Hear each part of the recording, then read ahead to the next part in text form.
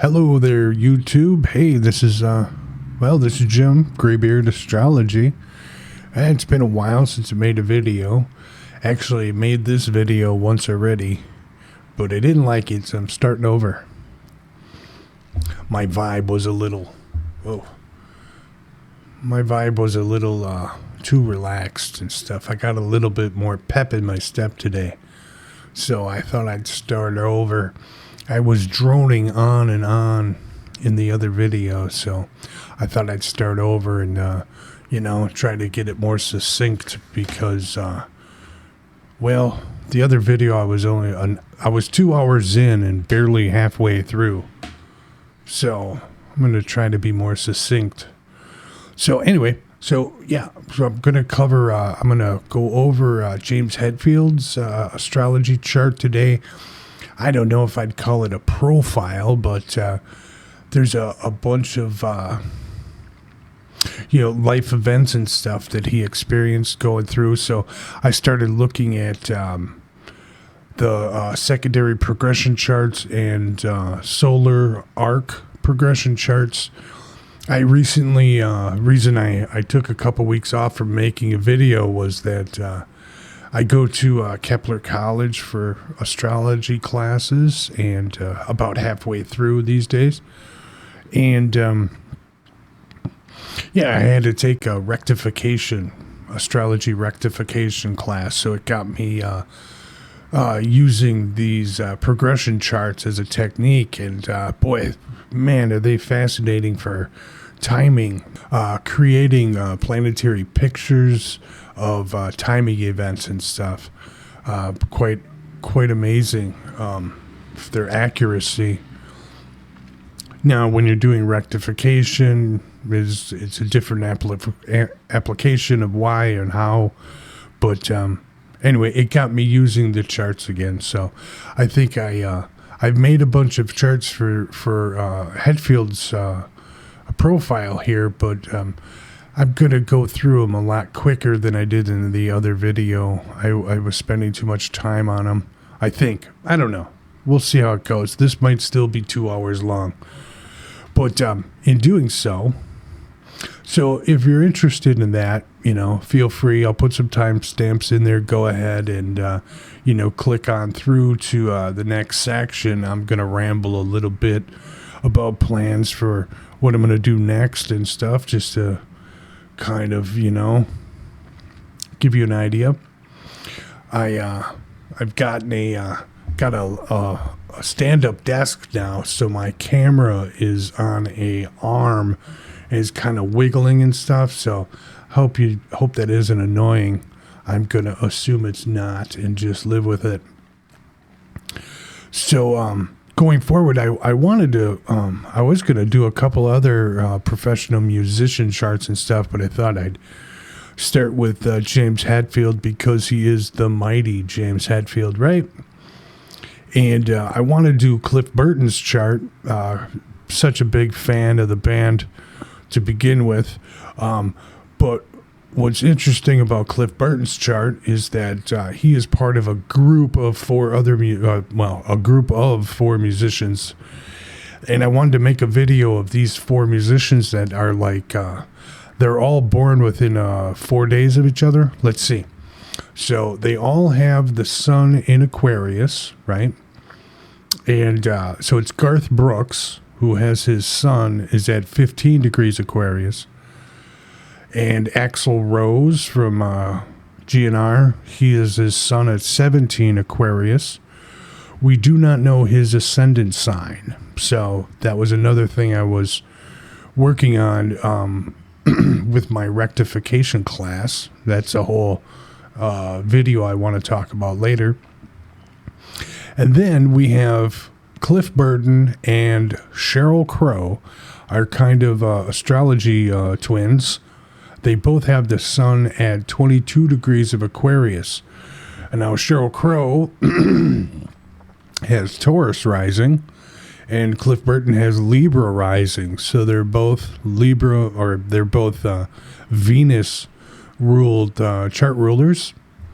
and Cliff Burton has a day or a night chart, and Sheryl Crow has a day chart. So what's interesting about these four musicians is that there's this 7-planet stallion in Aquarius at the time, and these four people were born within like 4 days of each other. So that's where I was going with the Axl Rose and Cliff and stuff. I can make this video about those people and then make another video about Jeff's Cliff, being a huge Metallica fan, also a big GNR fan, and a big Motley Crue fan. Or I was a big Motley Crue fan. They've really lost a lot of their, well, if they ever had a reputation, right? They've always been the bad guys. Anyway, Nikki Sixx has a really, I've always been a big fan of Nikki Sixx as a rock star and stuff. Super cool. But he's got a really unique chart and everything. And, it's always the, bad life events that make a big deal with astrologers because of the, looking at the transits and stuff. So I looked over Nikki Sixx's OD, or his accidental drug overdose. And so I've got some information about that. So, going forward, those are some of the rock and rollers that I might cover. I suppose I'm showing my age with a bit of the old school rockers, I guess, these days. But anyway, I don't care. So, having said that, I was into all those bands way before you, man. I don't know. Might have to edit that out.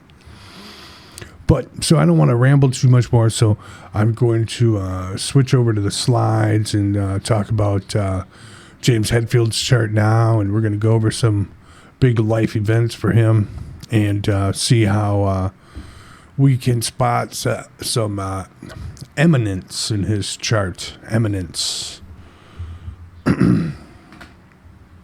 He's not your average bear with $300 million. So, James Hetfield, the mighty James Hetfield. I named this the Saturnian Rhythm Master. How cool is that, hey? James Hetfield is known for playing rhythm guitar and vocals for Metallica, and he's really respected as one of the most talented rhythm players because of the speed that they play or played, or however you want to say.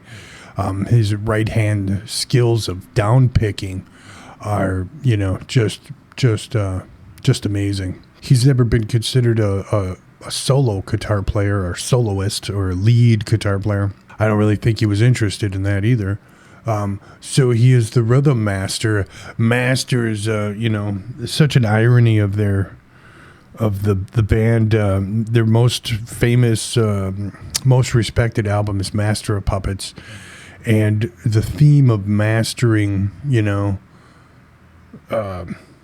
mastering the music and mastering their instrument and mastering speed and all that stuff. And then you look at the correlations with mastering and Saturn, and James Hetfield has got his chart is just dripping with Saturnian flavors, let's say. So he would identify with Saturn quite a bit, I think, if he was into astrology. Such an expression of it. Anywho, so obviously the chart has a really heavy Saturnian flavor or armor, if you will. Emotional life is filtered through restrictions, responsibilities, and some early gut punches. So the sun is sitting at 10 degrees of Leo in the 8th house, along with Venus, which is under the beams, I would say, at 3 degrees of Leo, but also the lot of spirit, which I like to use a lot, is at 1 degree of Leo in the 8th house. So we have 15 degrees of Capricorn rising with the moon at 24 degrees. We have the south node at the midpoint of that, of the ascendant and the moon. So there's kind of some might say there's a bit of a karmic quality to this chart. Some might say that there's maybe unfinished business to live through in this lifetime. But now the chart ruler is Saturn, located in rulership in the 2nd house. This is kind of pointing to, resources and self-worth and family as a core drive to the individual, albeit maybe a bit of out of his perception, of his own perception, because it is adverse to the ascendant. So, younger years were challenging for him and stuff. They kind of, 18-year-old musician, they struggled from about 1982 till about late 1984, 85. They were struggling, hand to mouth for about 3 or 4, 5 years. And they started making money around 86 or so. I'm sure they were pretty comfortable, at least with free room service at the hotels by that point. In some of their biographies, they talk about not having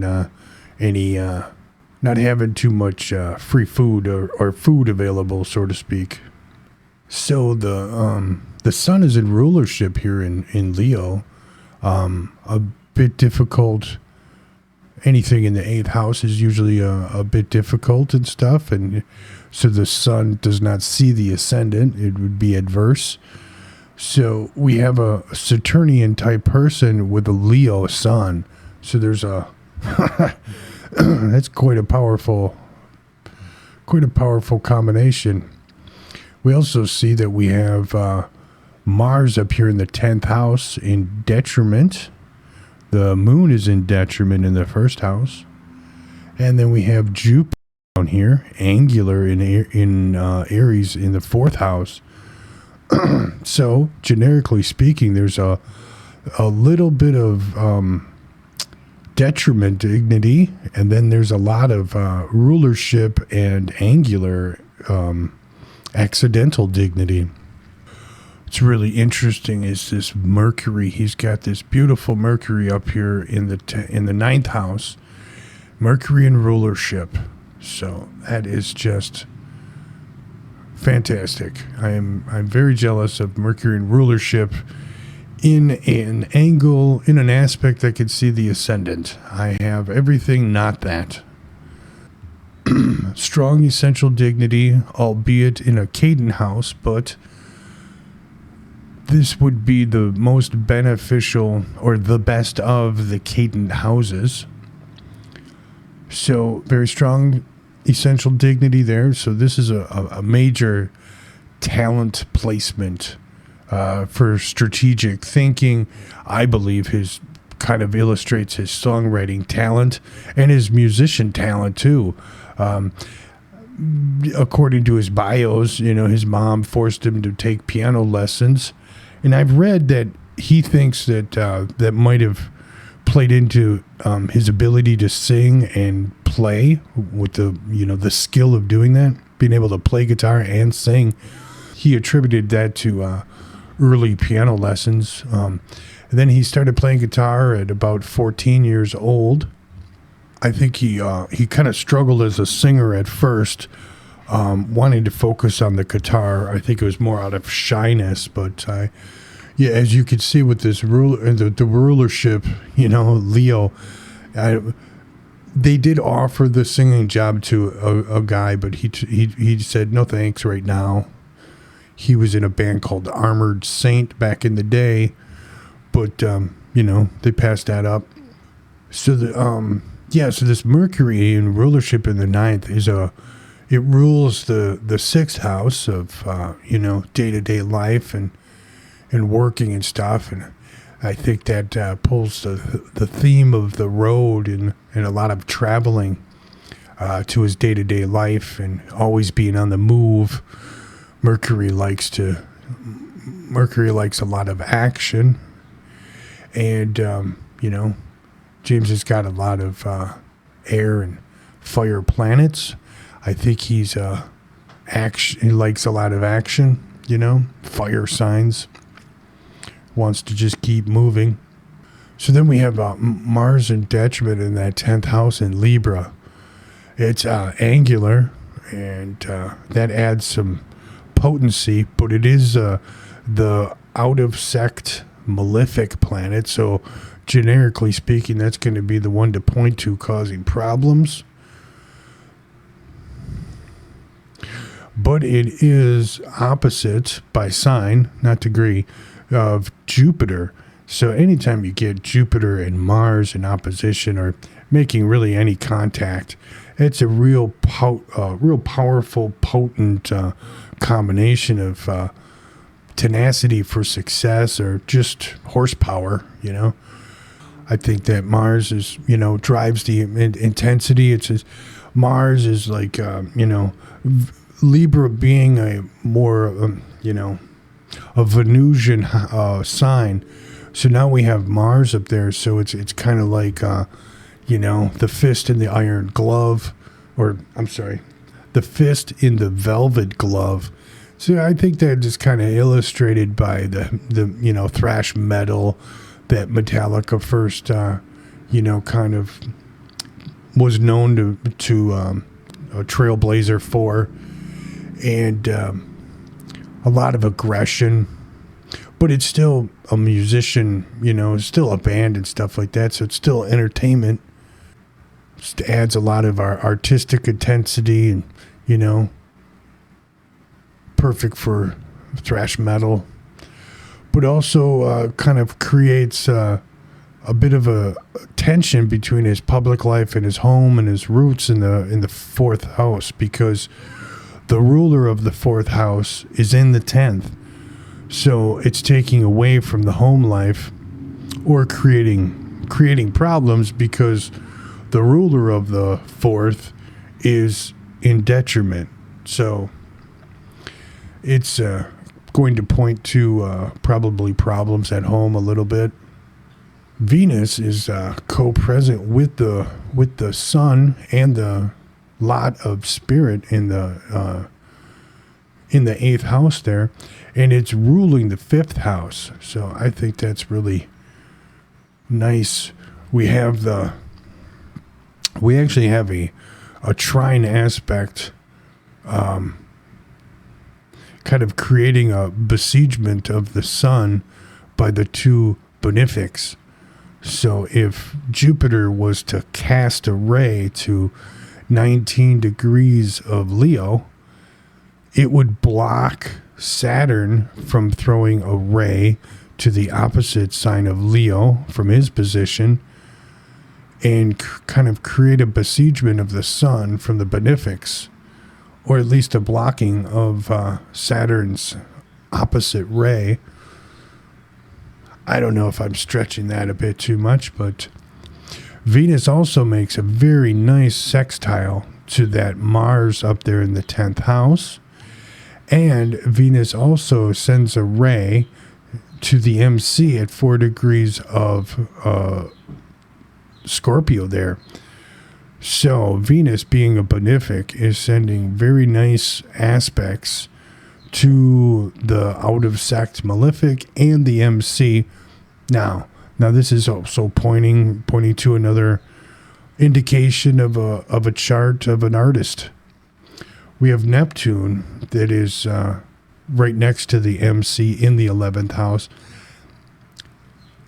Another indication of an artist, or something, or I should say maybe something you see a lot in successful artists. I've seen that in other charts of successful artists. Not to say you wouldn't be successful if you had that. I'm just saying I've just seen it before. I've also seen that MC in the 11th house of a whole sign chart.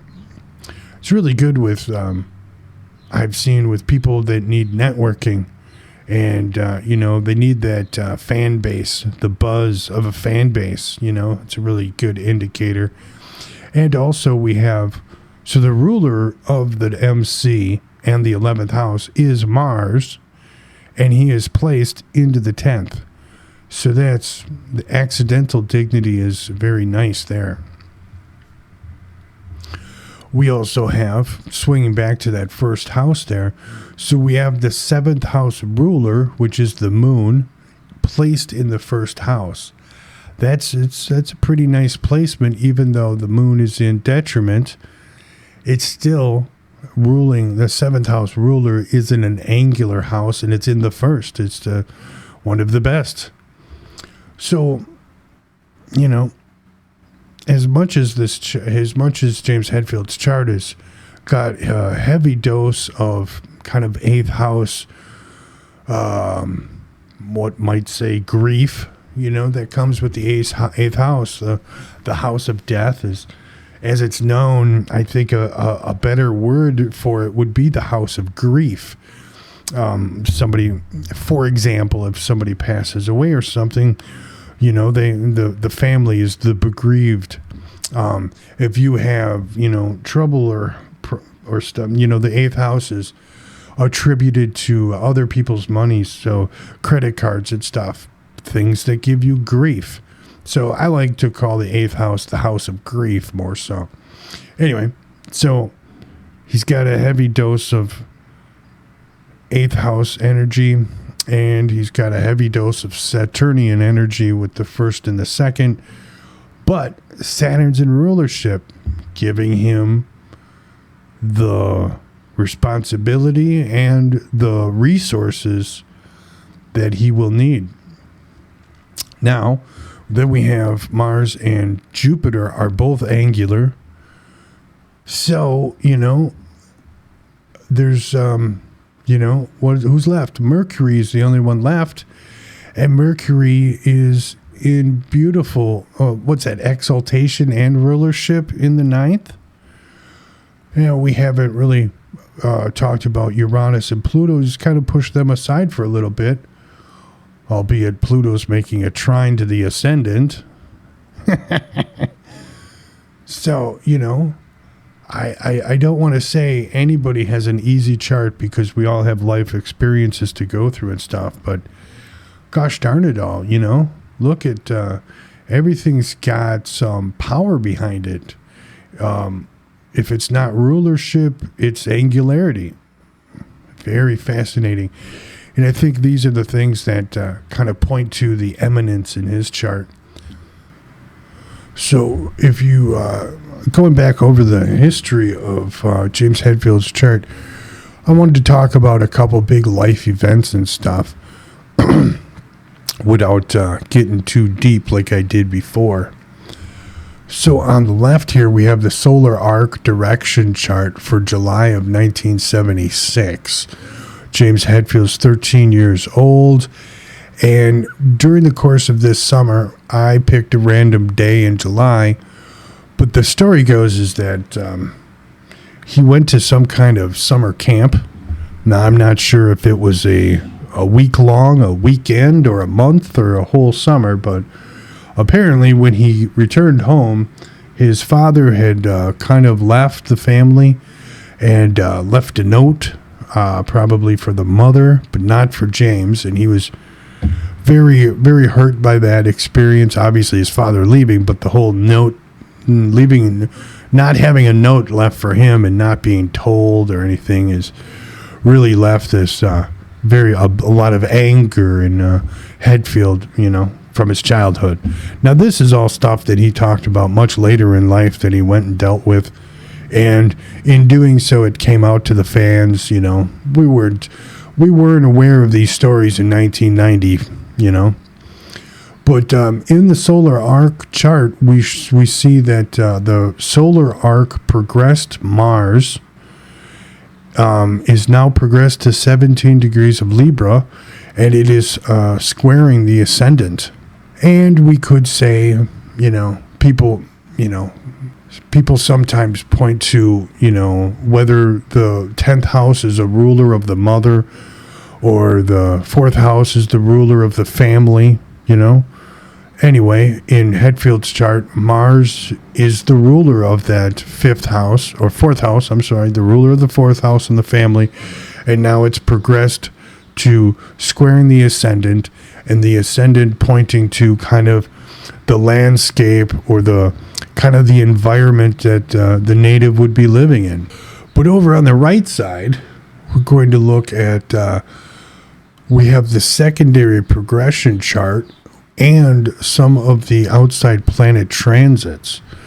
So you can see that transiting Saturn has traveled through the sign of Cancer in his 7th house, leading up to the summer of 1976. And now it has entered the sign of Leo and is at 5 degrees of Leo, right crossing over the natal Venus and entering the 8th house of the grief. So leading up to, the family, whatever went on in the family and stuff like that, that Saturn was traveling through that 7th house, and eventually, within a year or so, it crossed over the opposition of the moon. And now we also have the secondary progressed moon in the 7th house. So this is also kind of flavoring. Now I'm getting off on another thing I just noticed. It's also forming kind of the balsamic phase in the secondary lunation cycle. So you can see that right over there with the big arrow. Entering the balsamic phase, Saturn conjunct natal, or Saturn transiting the natal Venus, kind of squashing the fun times, if you will. I do believe, though, as Saturn will cross over his sun here during this year, is when he starts getting the itch to play guitar. So there's got to be, something with this Saturn transiting that 8th house where he's going to start playing guitar. So now we're going to jump to when James Hetfield is 16 years old. So in the solar arc chart, the progressed moon is at 10 degrees of Aquarius, which is opposite the natal sun, pointing to a possible culmination of a life experience. And this, when James Hetfield is 16 years old, and I have it down as February of 1980, his mother passes away after a year or so bout with stomach cancer. And it kind of goes back to their family. James lived in a really kind of sheltered life of devout religious family. The type of religion that doesn't believe in using modern medicine. And his mother died of cancer and refused treatment. Or she did refuse treatment, and she died, probably kind of rough. And then in the secondary progression chart, we have the ascendant has changed signs now. It is 2 degrees Aquarius. When James Hetfield's mother passes away, you could see that so you can see in the secondary progression chart that recently he had the lunar cycle had a new moon in the secondary progression chart. The moon is at 12 degrees of Virgo now. The sun is at 26 degrees. So 4 and 12 is 16 months. So I would guess that if James Hetfield started playing guitar when he was in about 15 years old, it was right around that secondary progressed new moon lunar phase, right around that time period. Quite fascinating. And that moon also touched off with transiting Jupiter there. Jupiter touching off his natal Mercury. And Jupiter was traveling. Jupiter, the in its natal position is in the 4th house, and now it travels into James Hetfield's 8th house in the year that his mother passes away. Jupiter, sometimes expanding what it brings.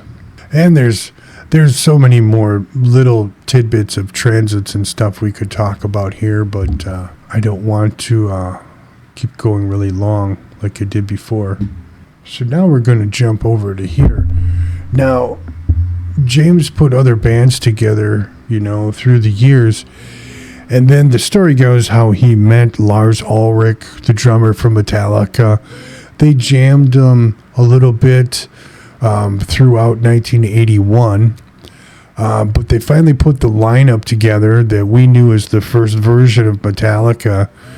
And there's a whole story that I won't go into about James and Lars creating their demo track that ended up on a collaboration album. But it's mostly it was a huge network of like underground tape, cassette tape exchanges and stuff. So, people would make copies of tapes and stuff and hand them around. And back in the early 80s, that was a big thing, especially for kind of music that was underground or not, not on the radio.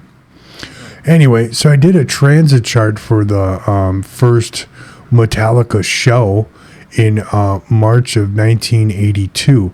Now, this would be with James Hetfield and Lars in the band, but it would also be with Dave Mustaine playing lead guitar and a guy named Ron McCovney. I think Ron. I'll just call him Ron because I'm not sure I'm pronouncing his last name right. He was on bass.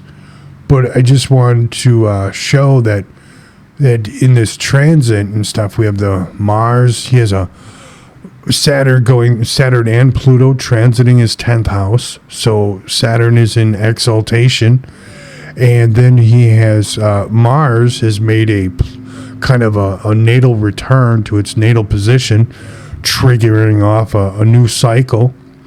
And we have a North Node return, like almost exactly. I think that's the thing that caught my eye. So the natal North Node is at 20 degrees of Cancer, and now the transiting North Node is at 19 degrees of Cancer. So this is definitely a kind of a karmic return, if you will. It's a return to the natal position, which is always a powerful thing. This also is, looking at this chart here, this also is very within a year. Sometime, I believe it was in 1981, talking about there's this the Saturn and Jupiter conjunction cycle. So it's a every 20-year cycle. So we could see that the Saturn and Jupiter conjunction happened in the sign of Libra, which is James Hetfield's 10th house, as a 20-year cycle, indicator. That's a really positive thing, generically speaking, for anybody's chart. But I think if you went back in the days and stuff like that, it was more of there was a lot of drinking and a lot of partying and a lot of hostility like that, It's not like these guys were, sitting around wearing suit and ties, They were just playing thrash metal and drinking anything they get their hands on. Going back to, thinking about it again, in the natal chart here, we have James Hetfield does have the sun squaring Neptune. Great for artistic expression, but also an indication of susceptibility to spirits, let's say. And then the moon in the first house, too, kind of a indication of a little bit of super sensitive, emotionally super sensitive. Now, I was always told James Hetfield was like super shy back in these days, and I think drinking alcohol kind of brought him out of his shell a lot, where he kind of turned from kind of Mr. Serious Grumpy to Mr. Fun, happy, hey, I'm a clown now, that Leo kind of spirit of just being fun to be around, I think alcohol brought that out in him. From the stories I heard, he pretty much drank all the time. But they were happy drunks where, Dave Mustaine was kind of a mean drunk, and that's why he got kicked out of the band. So I thought this would be an interesting chart here just to show you the Metallica's first concert. Has a lot of kind of triggers with the transits in powerful places. Just the Saturn in exaltation and making a trine to its natal position at the time, and the North Node return, pointing to a band. And it's not the chart of a self-centered lead singer. It's the chart of a guy with a band. His bandmates are just as important as he is. So then we get to another big.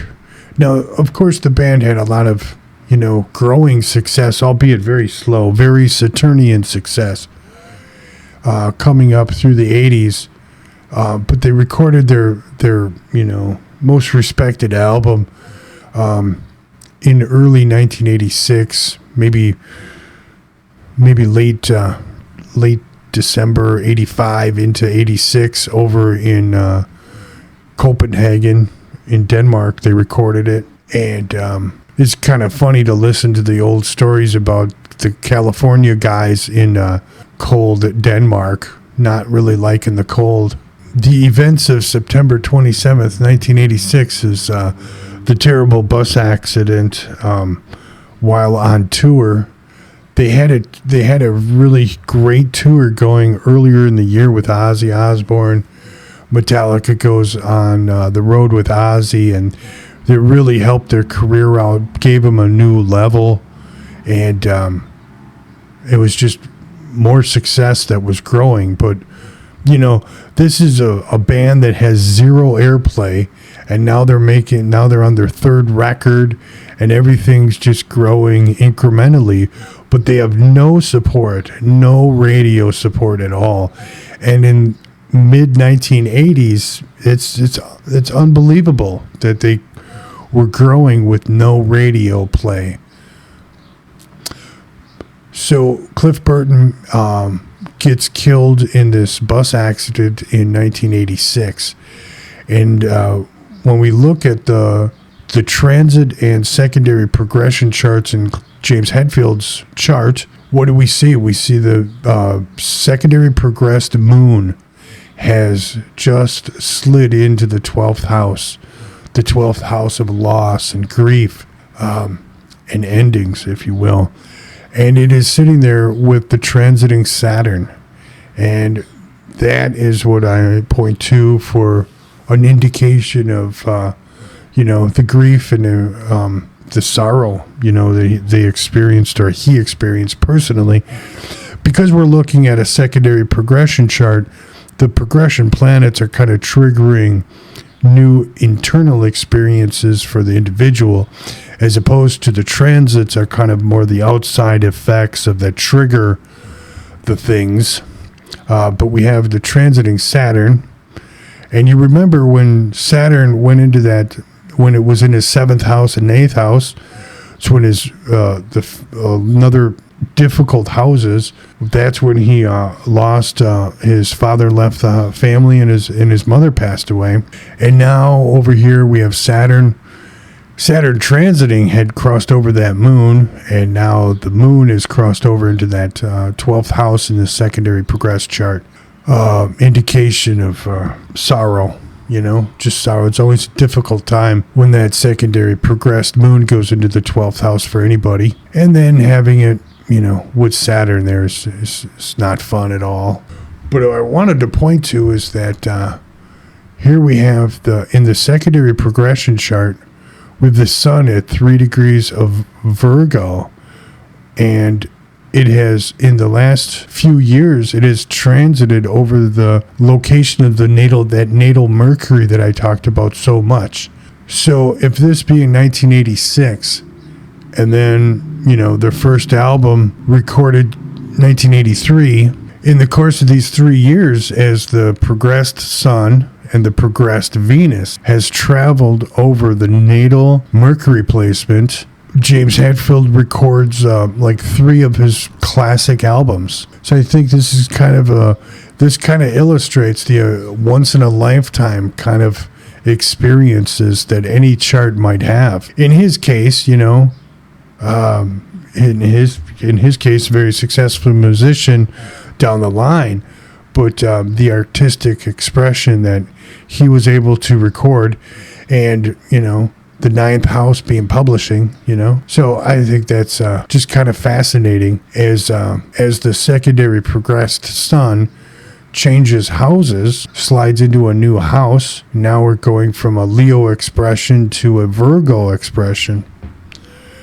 And then he has the natal Mercury right there. It's just fascinating, the timing of that. Now we jump to August of 1992. Now what I wanted to focus on was this one event where they had a pyrotechnic accident and James Hetfield got terribly burned. So now in August of 1992, Metallica had just released their most successful album, the Black Album. Now they're on radio everywhere and anywhere. They're on MTV, they're everything, Very, very popular, very successful album that has just been released that summer.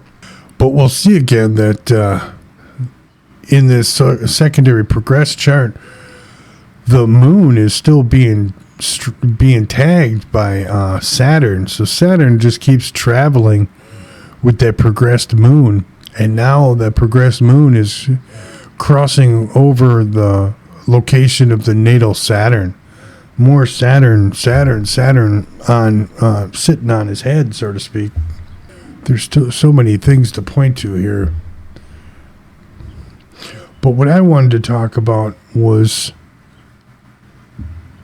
this. I made the actual night of the pyrotechnical accident, and there's a few things I find really interesting. So I did this chart for Montreal, Canada, or Quebec, in Montreal, and I timed it for approximately 9:15 p.m. Now, the accident happened somewhere between 9 o'clock and 9:30. And what you'll see here, though, is I always look at the moon. So the moon is at 28 degrees of Sagittarius. Now, traditionally speaking, it's a void of course moon. It is going to cross over the lunar nodes, but the lunar nodes is a mathematical point and not a celestial body. So, we're going to say that's still a void of course moon. And also, I didn't touch on the fact that James Hetfield's lot of fortune is at 27 degrees of Gemini, I believe. Where was that? Here it is. No, it's at 28 degrees of Gemini. So James Hetfield's lot of spirit is at 1 degree of Leo, lot of Fortuna at 28 degrees of Gemini. And that's what I thought was really interesting about this accident, was that the moon was exactly opposite that natal part of fortune in James Hetfield's 6th house of accidents, and the lot of fortune, things that befall the body. And that south node would have been right on that other mathematical point of the lot of fortune. And also, so the moon is void of course while this concert's going on, or the lead up to it. Now, how the accident happened is, Hetfield was a little confused on where he should be on the stage when the pyrotechnic went off. And basically, he kind of swung his arm around with, how you hold a guitar. He kind of swung his arm around and swung his arm right through a big bolt of fire as it popped off. And now he says that the way his guitar and his stuff was positioned, it kind of like blocked his body from getting more burnt than it was. So if he would have just been standing there or not wearing a guitar or bent his head in the wrong way, he could have just torched his whole head off, you know, his hair at least, you know. And so, you know, then this transiting moon at the day of is right in his 12th house, you know, and hasn't went into the first house yet. And that's what I found just interesting, that it was a silly kind of accident. I don't believe there was anybody who was found negligent. It was just kind of like an oopsie daisy kind of thing. And it's more of an example of kind of airheaded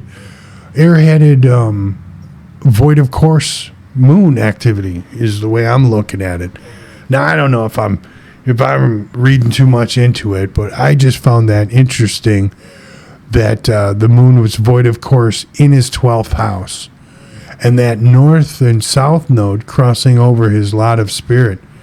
I just found that interesting, and I don't want to point to that. I don't want to point to any of these things as that this, thus, that made anything happen. It's more of an ironic of timing fascination that I have. The irony of the timing. I don't know. Does that sound silly? Now, the other thing that's interesting about this is that this void of course moon that I'm talking about eventually will create, it will complete its cycle as a transit and create a full moon that lands directly on his natal Saturn. And this is during his Saturn return, you know, and I just found that fascinating that I think it's about 4 days after the accident that he has this full moon lands at 20 degrees of Aquarius, right on his natal Saturn. And right during, you know, his natal Saturn return, because transiting Saturn is at 15 degrees of Aquarius, directly opposite his natal sun at 16 degrees of Leo. So now I'm going to go out on a limb here. I don't know how corny this might sound, but the old school astrologers, you know, would see the sun in Leo and say, you know, in the 8th house, and say you're, you know, burning to death or catching on fire would not be a reach for the traditional astrologers to say you might die by fire, you know. And then a old astrologer would look at this transit coming up with Saturn there and this full moon there, and they would go like, holy cows, you know, an accident could happen, you know. But now we're going to look at the saving grace. The saving grace, I think, or not, I don't know, take your pick, is this Jupiter at 16 degrees of Virgo, making a trine action to the ascendant. Pretty fascinating, eh? A nice Jupiter trine right to the ascendant, and Uranus and Neptune going over the ascendant. That's a whole nother thing there. So I think we're going to have to stop for today right there. I kind of got carried away, I think, again, going forward. I was going to cover a couple more events. James, enters rehab in 2001 or 2002, I think it is. And then he goes to rehab again in 2019. And I was going to show how those coincided with the transit of Pluto going over his ascendant and eventually his moon and stuff. And the video just got too long and stuff. If you're actually still watching, I really appreciate it. I don't know. In editing and stuff like that, I just think I was droning on and on. I'm not sure if people like such long videos and stuff. And, I just thought I'd end it right there. But there was in rewatching it, there's a lot of tidbits I missed, a lot of things I was, I should have filled in this or I should have filled in that. So you guys, YouTube land, you tell me if you like longer videos like this and stuff going in depth, or, if it was too much jargon or, not enough of something, let me know. Let me know how that, how the video came off. Hit the like button and the subscribe button if you want. Let me know in the comments if really appreciate you tuning in. I'm Jim. It's Greybeard Astrology. We'll see you next time. See ya.